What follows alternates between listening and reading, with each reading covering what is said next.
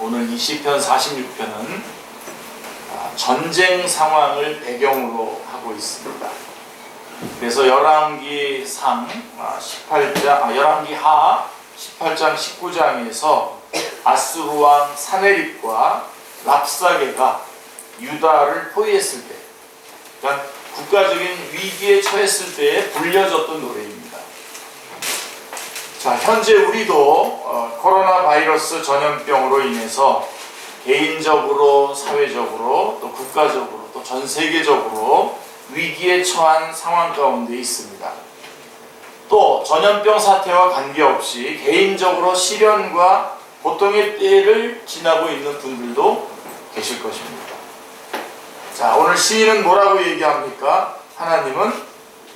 시인은 인생의 피난처는 하나님이시다라고 말씀하고 있습니다. 아멘. 그렇죠? 피난처란 전쟁이나 재난을 피해서 옮겨가는 곳, 위협을 만났을 때의 긴급 상황을 피할 수 있는 안전한 곳이라고 하는 의미입니다. 자, 시인은 땅이 변하든지 산이 흔들려서 바닷 가운데 빠지든지 바닷물이 솟구쳐서 솟아나서 뛰놀든지 그것이 넘침으로 산이 흔들릴지라도 우리는 두려워하지 않을 것이다 라고 말씀하고 있습니다. 피난처란 이런 것입니다. 땅과 산이 흔들리고 바닷물이 솟구쳐 오르는 환란의 때에 안전하게 피해서 편히 쉴 수 있는 곳이 피난처입니다. 자, 갑작스러운 시련과 고난과 위기의 순간이 내 인생에 닥쳐올 때가 있습니다. 그 중에는 내가 자초한 것도 있지만 도저히 이해되지 않는 가운데에 그런 상황에 처하게 되는 경우도 있습니다. 9월 말이죠.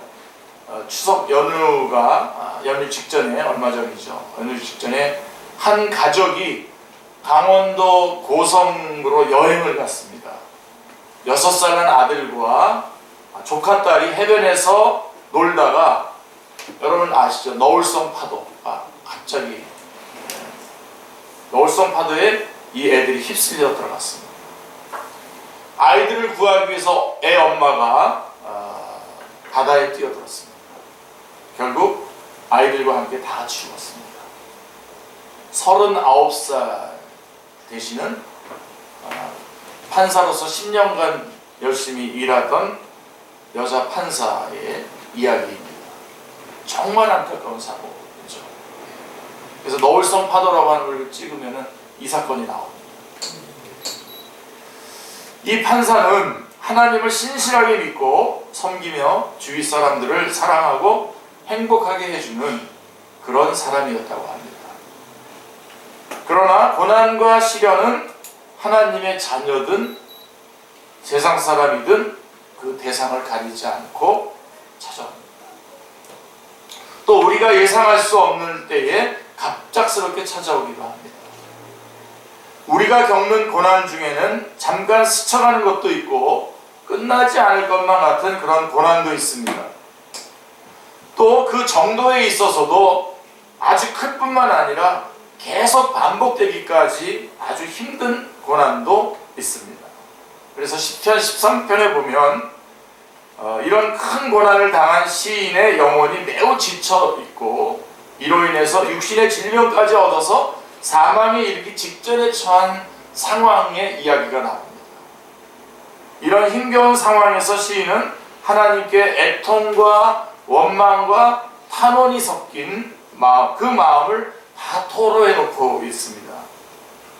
14편 1절 2절 말씀을 보시면 이렇습니다. 여호와여, 어느 때까지니까 나를 영원히 잊으시나이까? 주의 얼굴을 나에게서 어느 때까지 숨기시겠나이까?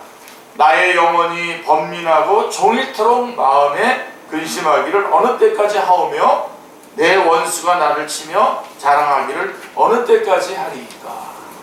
이렇게 토해내고 있습니다.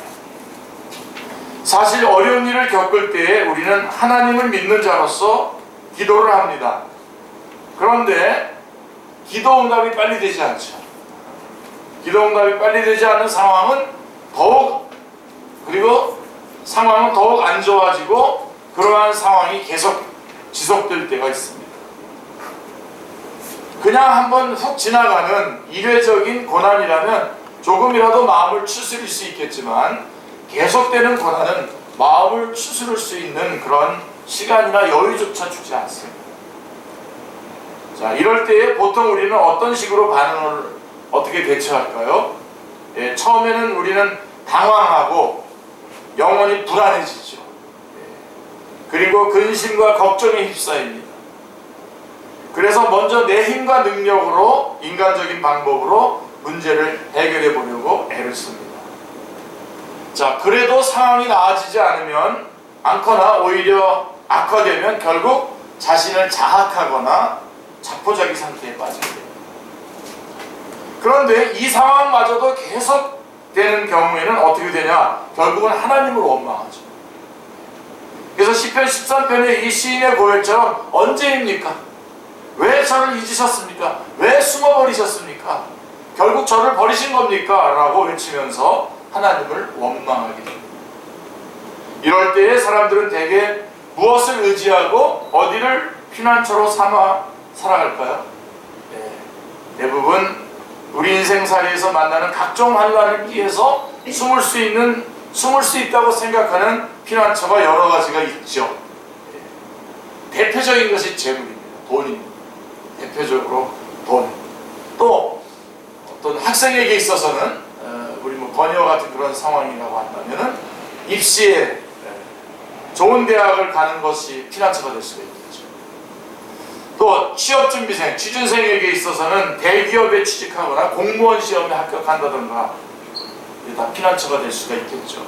또 어떤 사람은 연애로, 또 게임으로, 또 여행으로 세상에서 나를 기쁘게 하는 즐거움들을 찾아다니기도 합니다. 많은 사람들은 재물을 의지하고 그것을 인생의 피난처로 여기며 살아갑니다. 돈과 부동산, 높은 사회적 지위와 명예 등이 자신을 지켜줄 것이라고 여기고 그런 것들에 집착하며 살아가기 쉽습니다. 그러나 사람의 재물이 아무리 많다 하더라도 그 재물로 자신뿐만 아니라 다른 사람의 생명을 살릴 수는 없습니다. 재물이 잠시 잠깐의 피난처는 되더라고요. 잠시 잠깐의 피난처가 될 수는 있겠지만 인생 전체를 놓고 볼 때에 영원한 피난처가 될 수가 없습니다. 재물이 많은 부유한 사람도 결코 그 많은 재물을 가져가지 못하고 남에게 남겨두고 떠나야 합니다. 얼마 전에 그런 대표적인 사건을 보지 않았습니다. 헛되니 모든 것이 헛되도다 라고 탄식했던 솔로몬의 고백과 같이 우리의 육신도 물질도 이 세상에 속한 것은 결국 모두 무너지고 사라질 수밖에 없다는 것입니다. 아멘이죠. 아멘. 자, 그런데 돈보다 하나님을 피난처로 믿고 살다가는 내 인생이 망하는 게 아닌가? 돈이 아니라 하나님을 의지하며 살아가는 것이, 하나님을 피난처로 삼고 살아가는 것이 혹시 내 인생 그거 망하는 거 아닌가라고 하는 두려움이 생길 수도 있습니다. 사실 이 부분이 제일 제가 여러분하고 지금 부딪히고 싶은 부분입니다. 하나님을 의지하고 살아가는데, 하나님을 피난처로 놓고 살아가는데 혹시 이렇게 살아간다면 실패하는 거 아니야? 이렇게 하다가는 다 뒤처지는 거 아니야? 라고 하는 두려움이 생길 수도 있습니다. 최근 몇 년간 불어닥친 부동산 시장의 광풍이나 심각한 취업난 시대에는 더욱더 그런 생각이 들 수도 있습니다.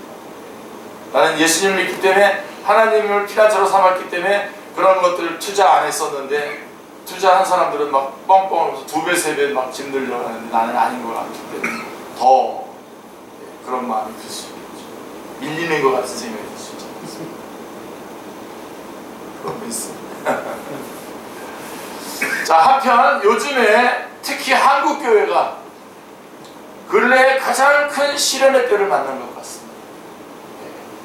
코로나 바이러스 사태에서 보통 사람들에게는 교회가 전염병의 진원지인 것처럼 인식되고 있습니다. 온라인상에서든 오프라인에서든 기독교와 교회에 대한 비난들이 넘쳐납니다. 은연중에 반감을 드러내기도 합니다. 자, 제일 난감한 게 뭔지 아세요? 월요일날 아침입니다. 직장에 다니는 우리 성도님들은 월요일날이 되면 지난 좀 어디를 갔다 왔는지를 얘기를 해야 되고, 직원들이 물어보는 거죠. 어제 교회 다녀오셨어요? 이렇게 물어볼 때 하는 그런 질문을 받았어요. 가장 곤혹스럽다고 합니다.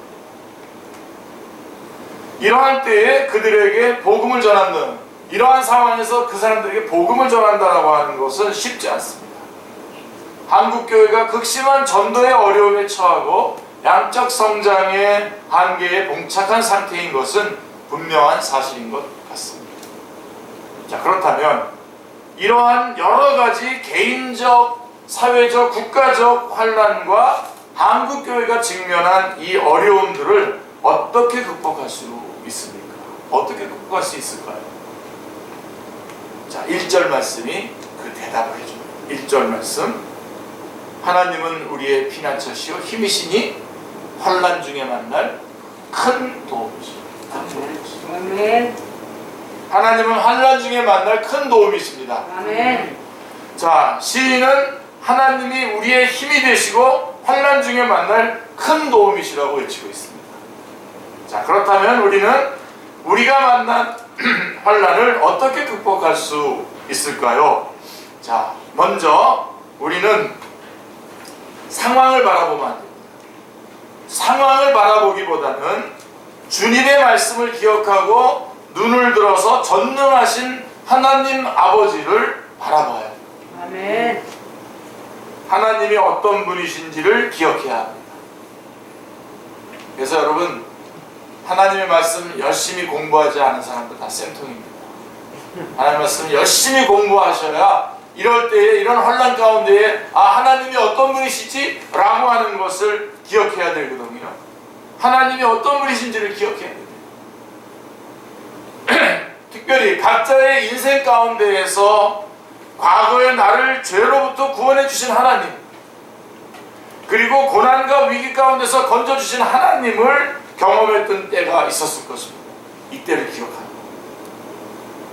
하나님께서는 여전히 지금도 우리의 삶을 붙들고 계신다는 사실을 기억해야 합니다. 아멘. 우리의 눈과 마음에는 보이지도 느껴지지도 않지만 하나님은 우리 곁에 계시며 현재도 우리를 위해서 일하고 계십니다. 아멘. 지금도 일하고 계십니다. 5절 말씀해 보시면요, 오늘 본문 5절에 보면 하나님이 성중에 계심에 성이 흔들리지 아니할 것이라 새벽에 하나님이 도우시리로다 라고 말씀하고 있습니다. 우리는 가만히 하나님의 역사하심과 일하심을 지켜보기만 하면 됩니다. 아멘. 새벽을 깨워서 기도도 해야 되겠지만 우리가 세상살이에 지쳐서 새벽에 곤히 자고 있을 때에도 하나님은 잠도 자지 않으시고 우리를 위해서 일하고 계심을 기억할 때에 우리의 심령이 평강을 누릴 수 있습니다. 아멘. 이 하나님은 전지전능하신 창조주이시며 세상을 이처럼 사랑하사 당신의 하나뿐인 아들 예수님을 이 땅에 보내주신 분이십니다. 아멘. 이 여호와 하나님께서 오늘 고난 가운데 있는 우리를 지켜보시고 쓰러질 때에 붙잡아 주시는 인생의 인도자로 함께하고 계십니다. 아멘. 자, 한 번쯤은 다 들어보셨을 텐데요, 이런 이야기가 있습니다. 한 사람이 하늘나라에 갔습니다. 예수님을 만나서 대화를 나누면서 자신의 인생을 돌아보는 시간을 갖게 되었어요. 함께 예수님하고 같이. 그는 살면서 꽃길을 걷기도 했고 자갈밭을 걷기도 했고 푹신푹신한 구름과 같은 구름길을 걷기도 했고 진흙투성이의 길을 걷기도 했습니다. 좋은 길을 걷고 있는 그의 발자국 주변에는 다른 발자국들도 많았지만 나쁜 길을 걸을 때에는 주변에 적은 수의 발자국만 있거나 자신의 것 외에 단 하나의 발자국만이 있었습니다. 단 하나의 발자국은 언제나 자신의 옆에 찍혀져 있음을 발견했고 이 사람은 그것이 예수님의 발자국임을 알게 되었습니다. 아멘. 그러던 중에 자신의 인생에서 가장 힘들었던 사막길이 나왔을 때에 모든 사람이 자신을 외면했었던 그때를 떠올리면서 그래도 예수님의 발자국은 찍혀져 있을 것이라고 생각을 했습니다. 하지만 예상과는 달리 사막길에는 단 하나의 발자국만 있을 뿐이었습니다. 제가 가장 힘들었던 그 순간에 주님은 왜 저와 함께 해주시지 않으셨나요? 그의 질문에 예수님께서는 대답하셨습니다. 나는 언제나 너와 함께 했단다. 그는 다시 한번 사막길을 둘러보았지만 아무리 찾아봐도 발자국은 단 하나밖에 없었습니다. 이때 예수님께서 조용히 물으셨습니다. 다른 발자국들과 다른 점이 보이지 않니 그 안에서? 그래서 그는 찬찬히 발자국들을 비교해 보았습니다. 다른 발자국들에 비해서 이 사막길의 발자국은 아주 깊숙이 찍혀 있었다는 것을 알게 되었고 그는 원망스럽다는 듯이 대답했습니다. 제가 짊어지고 가는 짐이 짊어지고 걸어가던 짐이 너무 무거워서인지 다른 발자국과 비교해서 더 깊이 찍혀져 있네요. 예수님께서 미소를 지으면서 말씀하셨습니다. 그건 바로 내가 널 업고서 걸어가고 있었기 때문에. 아멘. 출애굽기 19장 4절을 보시면 내가 애굽 사람에게 어떻게 행하였음과 내가 어떻게 독수리 날개로 너희를 업어 내게로 인도하였음을 너희가 보았느니라. 이 말씀을 준비할 때는 막 눈물이 나와서 너가 아주 힘들게 다닐 때는 내가 너를 업고 갔기 때문에 깊숙이 그 발자국이 파인 것이다 라고 하는 것이죠.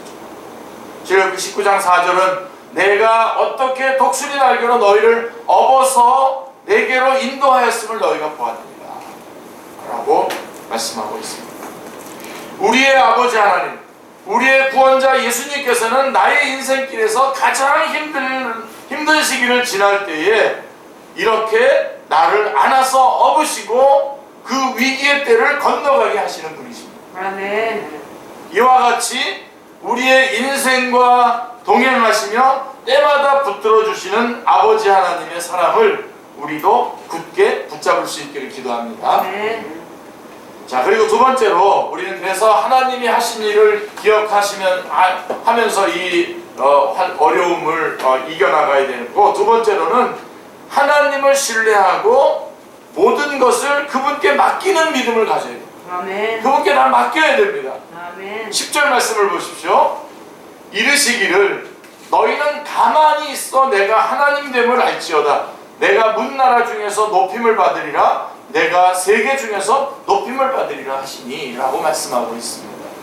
너희는 가만히 있어 내가 하나님 됨을 알지어다. 맡기라는 겁니다. 하나님께 다 맡기라는 겁니다. 여기서 가만히 있는다라고 하는 것은 하나님을 믿고 기다린다는 뜻입니다. 아멘. 하나님을 믿고 기다리는 것입니다. 이번 우리 수요일날 우리 교리 공부 때도 했지만 우리 그리스도인에게서 가장 중요한 신앙의 덕목이 뭐냐면 기다리는 겁니다. 참는 겁니다. 인내하는 겁니다. 가만히 있다라고 하는 하나님을 믿고 기다린다는 것입니다. 하나님께서 반드시 역사하신다는 것을 믿고 그분께 온전히 다 맡기고 가만히 있어 잠잠히 지켜보라고 하는 것입니다. 아멘. 사실 환난의 때에 우리가 할 수 있는 것이 많지 않습니다. 우리는 하나님의 자녀로서 그분께로 피해서 하나님 안에 거해야 합니다. 우리가 할 수 있는 것은 다만 주님을 믿고 잠잠히 기도하고 인내함으로 기다리는 것뿐입니다. 아멘. 이걸 못하고 우리 아브라함도 보면은 이걸 기다리지 못해가지고 중간에 플랜 B, 플랜 C, 플랜 D 막 발동하지 않습니까? 엘리에셀을 의지한다든가 이스마엘을 낳는다든가 하면서 막 그러지 않습니까? 우리는 그러지 말아야 돼요. 우리가 할 수 있는 것, 주님을 믿고 잠잠히 기도하고 인내함으로 기다려라. 아멘. 그리하면 하나님께서 친히 일하시고 우리가 상상하지 못한 기적과 능력을 베푸실 것입니다. 아멘. 로마서 5장 3절 4절 말씀을 보시면 우리가 환난 중에도 즐거워하니 이는 환난은 인내를, 인내는 연단은 소망을 이루는지 알기로다 라고 말씀하고 있습니다. 칠흑 같은 터널 안에서 도무지 앞이 보이지 않는 어둠 가운데에서 하나님께서는 우리에게 피할 길을 내주시고 주님의 때가 되면 그 터널의 끝에서 찬란한 광명을 비추어 주실 것입니다. 아멘. 그래서 여러분 너무나 제가 소중하게 여기는 말씀이죠. 고린도전서 10장 13절 말씀을 보십시오. 사람이 감당할 시험 밖에는 너희가 다한 것이 없나니 오직 하나님은 미쁘사 너희가 감당하지 못할 시험 당할 것을 허락하지 아니하시고 시험 당할 즈음에 또한 피할 길을 내사 너희로 능히 감당하게 하시니. 아멘. 아멘입니다. 꼭 붙잡으시기 바랍니다. 우리가 이 말씀을 붙들고 여호와 하나님을 의뢰하고 나의 짐과 내 길을 여호와께 맡기는 믿음으로 나아가야 하겠습니다. 아멘. 이 길을 여호와께 맡기고 내 길을 여호와께 맡기고 그를 의지하면 그가 이루신다고 약속해 주셨습니다. 잠언 16장 3절에 이렇게 되어 있어요. 너희 행사를 여호와께 맡기라 그리하면 내가 경영하는 것이 이루어지리라 라고 말씀하고 있습니다. 맡기십시오. 아멘. 혹시 여러분들이 따로 특별히 붙잡고 있는 것들이 있다면 맡기십시오. 여러분의 건강도 여러분의 몸도 여러분 거 아닙니다. 하나님 겁니다. 아멘. 여러분이 가지고 있는 그 어떤 관계도 다 가족도 여러분의 모든 할 일도 물질도 다 하나님 겁니다. 아멘. 그분에게 다 맡기시길 바랍니다. 내 힘으로 하고자 했던 것들 또 내 힘으로는 도저히 어찌해 볼 도리가 없는 것들을 이 시간 여호와께 맡기시기를 기도합니다. 아멘. 그리하면 그가 모든 것을 형통케 하시며 하나님 보시기에 가장 합당한 은혜의 복된 길로 인도해 주실 것입니다. 아멘. 그리고 세 번째로는 하나님이 하신 일을 기억하고 하나님께 모든 것을 맡기고 세 번째로는 어떻게 해야 되냐면 주님께 나아가서 믿음으로 간구를 해야 돼요. 기도해야 돼요. 아멘. 아무리 강조해도 이건 지나치지 않습니다. 우리가 하나님과 동행하는 인생을 살기 위해서는 날마다 말씀을 묵상해야 됩니다. 그런데 여기에 한 가지 더 있어야 합니다. 즉 과거에 주셨던 은혜의 경험들을 되새기면서 감사하고 그때의 하나님이 지금의 하나님과 동일하시며 여전히 함께 하신다라고 하는 것을 믿으면서 기도해야 됩니다. 아멘. 믿으면서